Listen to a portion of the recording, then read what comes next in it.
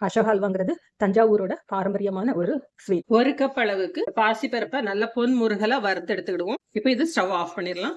1க்கு 2 கப் தண்ணி விட்டு ஒரு 5 விசில் வச்சிங்கன்னா நல்லா சாஃப்டா வந்துடும். இது போல நல்லா குழைவா வேக வச்சு எடுத்துடுங்க. இதை நல்லா மசிச்சு விட்டுடலாம். நெய் விட்டுடுங்க. ஒரு 1/2 கப் அளவுக்கு நெய் விட்டுருக்கேன். முந்திரி பருப்பை வறுத்து எடுத்துக்கலாம்.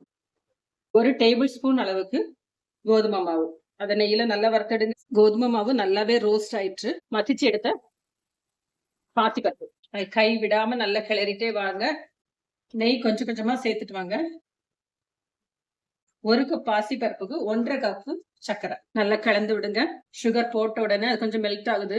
ஆர்டிபிஷியல் கலர் எதுவுமே இல்லாம குங்குமம், ஏலக்காய் பொடி, நாம விட்ட நெய் வந்து வெளியில வர ஆரம்பிக்குது.